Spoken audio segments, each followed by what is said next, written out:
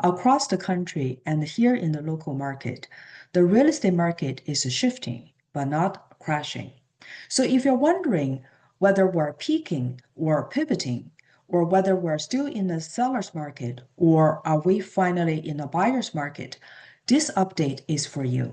First, let's start with the big picture before we zoom into what's happening in our backyard. The National Association of Realtors, NAR, reports that there was a 2.7% drop in the existing home sales in June 2025.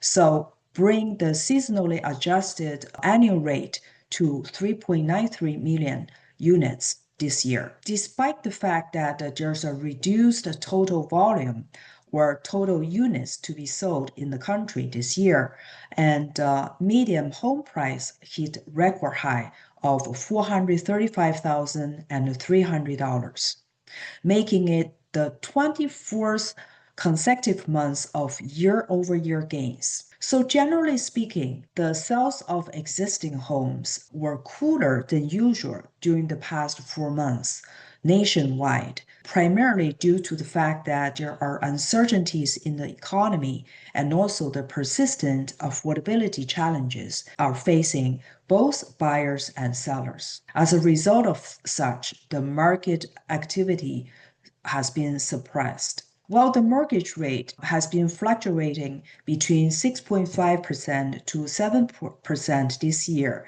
and home prices continue to rise in many areas in the country. Here, let's take a look. This year, we noticed that across the country, the inventory situation has been improving, although in different states, we have a different level of improvements. For instance, in the southern part, like Florida or Texas, or even in Denver, the inventory increased between 50% to even over 100%. Whereas over the northeast corner, that's where we are, and we are still facing a restricted supply of houses, especially the good ones. Like we mentioned before, the price is the result of supply and demand. So we put these two graphs together to demonstrate the point.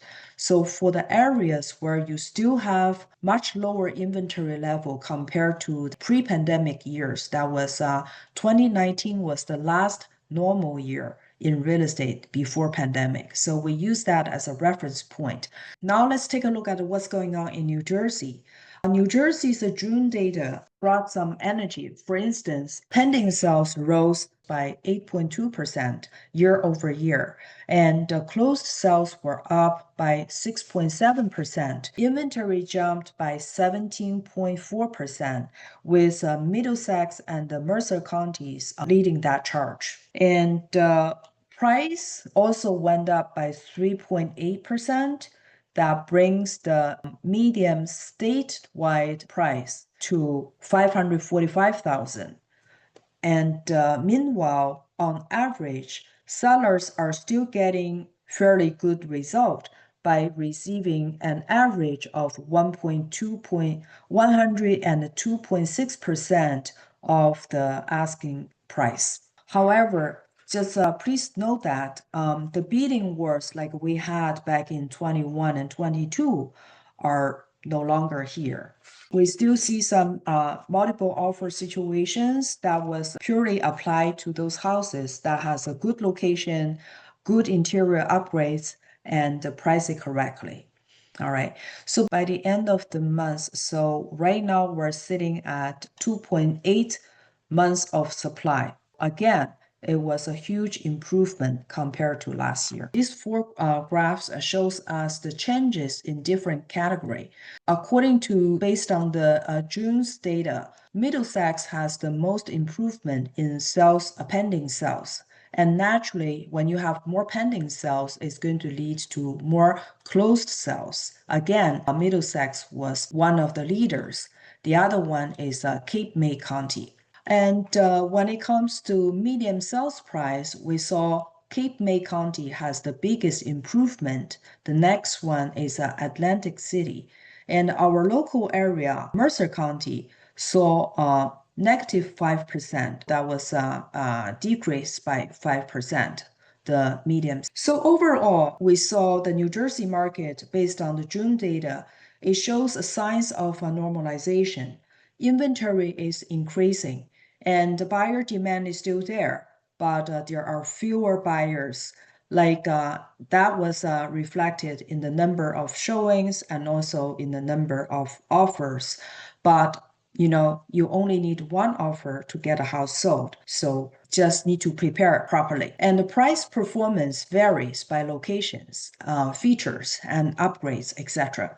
And the price growth has become hyperlocal. And this you have to work closely with a local real estate professional who knows the market intimately to guide through this process. And sellers still have bad leverage. However, sellers follow the market closely. Again, you need to work with a real estate professional from the local market who understands the market very well to guide you through this process. Now let's look at West Windsor's data from July to see what's going on. During the month of July, there were 34 homes came onto the market, and 29 homes went under contract, and 33 homes were sold. These lines shows us the different numbers of new listings over the years between 2019 to 2025. So as the numbers indicate that yes, we had more listings than before. Like last year, we only had like a 22 or 31, right? And this year we have slightly more new listing this year. However, compared to the pre-pandemic year back in 2019, and there in June and July, there were 51 and 40 listings that came onto the market. We're still under that level. However, the speed at which the houses are being absorbed by the market are pretty similar between 25. So that's a good thing. And obviously, when you have this many of homes that went under contract, and the majority of them were able to successfully close. Overall, we are seeing all these numbers tell us right now the West Windsor market is still an efficient and healthy market. So look at it this way. Just pretend a real estate market is a reservoir. The new listings are the water that's been added to the reservoir. And the existing listings are the water in the reservoir, and the closed pending and the closed listings are the water being taken out of the reservoir. All these three parts and move consistently and constantly, then you will have a healthy amount of inventory, or sometimes maybe less than ideal amount of inventory, but at least that the houses are moving fairly quickly. Whereas when you see, okay, the number of new listings is getting higher, much higher than the number of pending, number of sold, that's a sign telling us the market is slowing down. But right now, we have been monitoring the weekly basis and a monthly basis. So far, we haven't seen that kind of situation in the foreseeable season. Since that we're a school district housing market, and we believe that this trend is going to continue because certain families will still want to get settled, or at least that get the contract signed before the new school year starts, so that their kids can go to one of the top school districts. The median sold price was 895,000. Days on the market, pretty consistent. We have been seeing in the 20s, so it's between June's 22 and now in July 24. So that's at least that we saw some, and it is a much shorter compared to the days on the market back in 2019, which was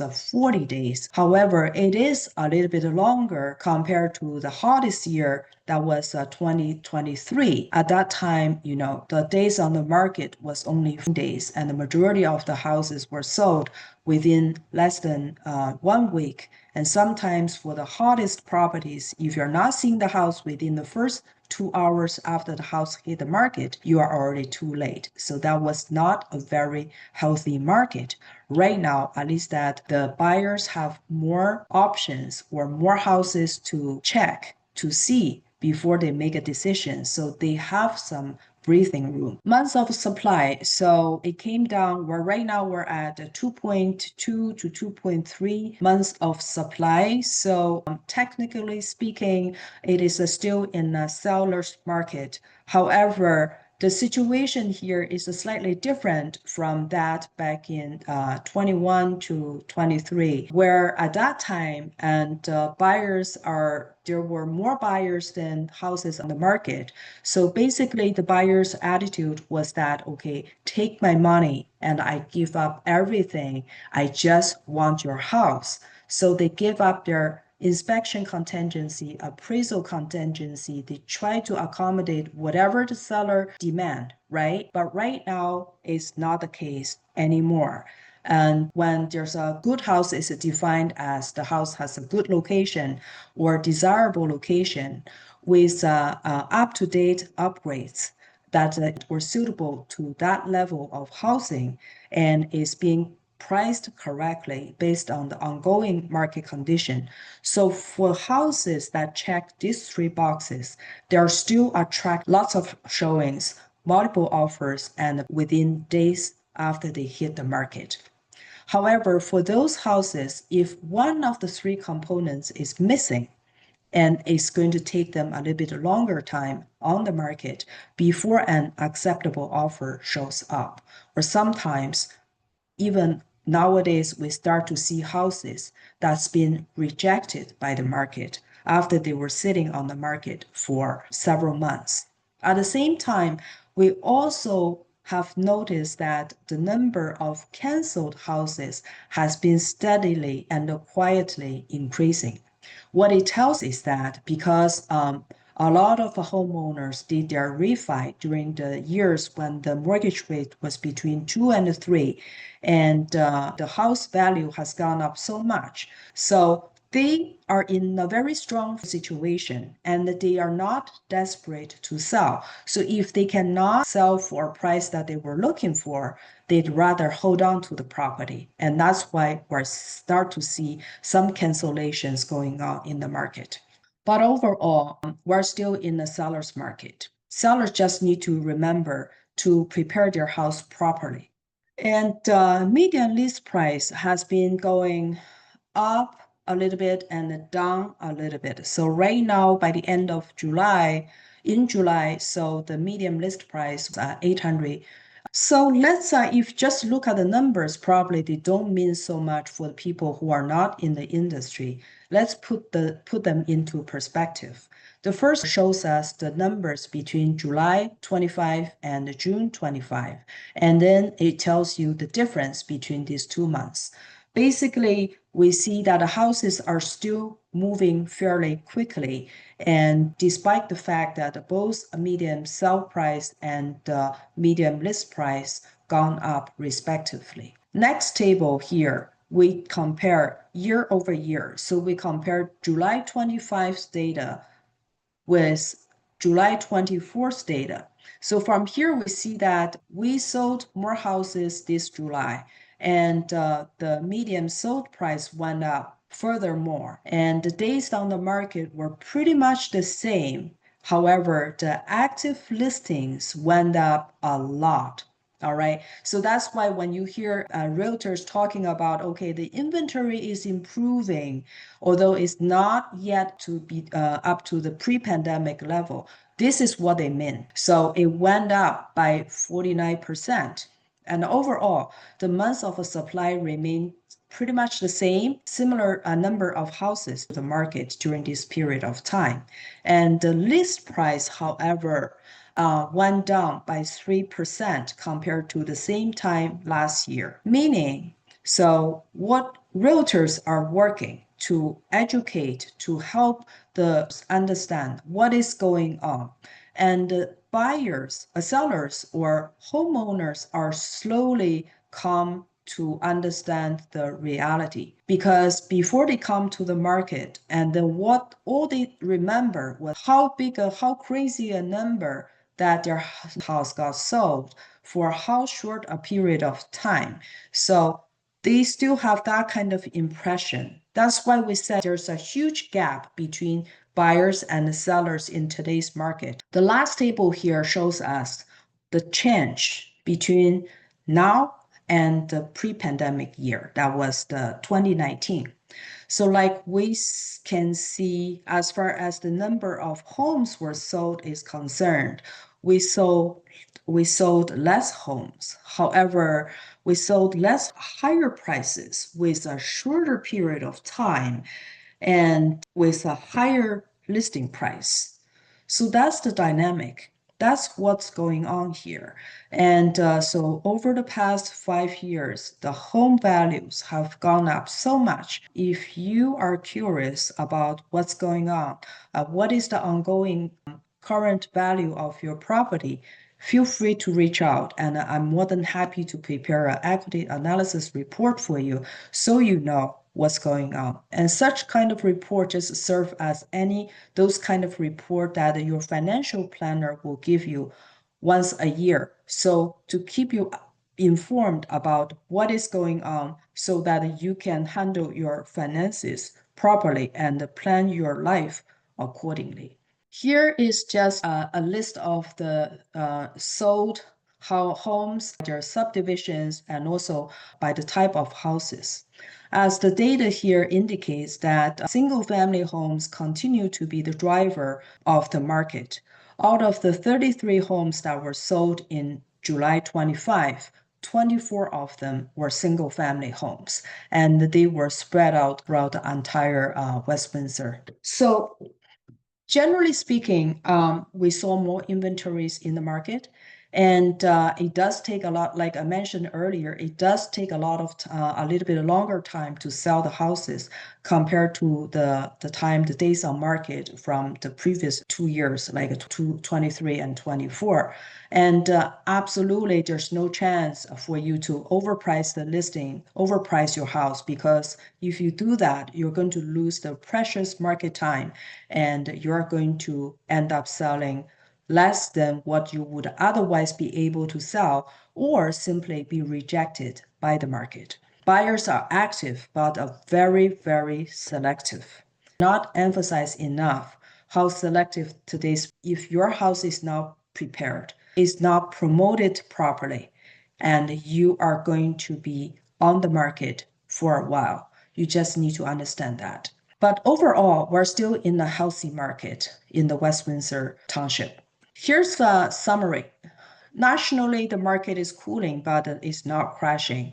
And New Jersey continue to outperform, and though the growth is beginning to moderate, and this is true for the local market as well. And locally, like I mentioned again and again, you have to prepare your house. If you decide to sell your house, you have to prepare your house and make it presentable online, because you have to understand your very first showing starts online. If it is not appealing, it is not selling. And obviously, you need to have the appropriate price for the house based on the ongoing market condition. The market is changing quickly, so you cannot see the market in the rear mirror. You have to see from the windshield. You have to understand what you're getting yourself into, meaning the market condition, and based on that, you need to act accordingly. So what do we expect for the rest of 25? Well, before we go there, and we just have to remind everyone, like 2 days ago, the mortgage rate hit their lowest point in 2025. I think the lowest point was 6.57% for 30-year mortgage rate. It was on Tuesday, I think. So if you're thinking about planning or selling, right, you do need to plan ahead of time and engage a local real estate professional and have a consultation for them to understand your needs and wants. At the same time, you can understand what's going on in the market and are you better off to stay put, or does it make economic sense for you to even think about buying and selling? If you do, you want to prepare earlier. If you have been following the news closely, right? And now the forecasting that there is a chance that in this September, there will be a rate cut. And if there's enough rate cut, the market is going to revive and it's going to move fast. And if you are not prepared ahead of time, such as if your buyer not have your pre-approval done, or for the sellers, you do not know, you haven't had your consultation, or you haven't know where you stand, right? And then you will be left out. Right now, the market is relatively slow. However, once the rate come down, buyers who have been on the sideline due to, affordability issues will be back. And then those sellers who have been miserable in their house that have been wanted to sell but cannot afford or to buy the next house. And when the rate is low enough, those people will also jump into the market. And hence there will be competition. And you just want to be prepared. Otherwise, you will be left behind. So what should you know? And I think I covered some of them. Buyers, yes, you have more inventories now. You have more options, which is good. You need to know that when you see the right house, you need to act quickly and decisively, right? And for sellers, you need to price with the market, not above the market, and prepare your home to stand out. Even though the buyer pool is smaller and there are serious buyers out there who are willing and ready and able to go ahead to make a purchase. So, final thoughts. We're looking at a more balanced market heading into fall. Inventory is rising, and that gives buyer more leverage. And affordability remains an issue, especially for first-time home buyers. And interest rate is a wild card. So we're going to monitor the situation closely so we can keep our followers and in order to help them to make an informed and quick decision. I hope this helps. And if you have any questions or if to get download the data or anything and reach out, I'm more than happy to share all the information that I have with you. Until next time, take care.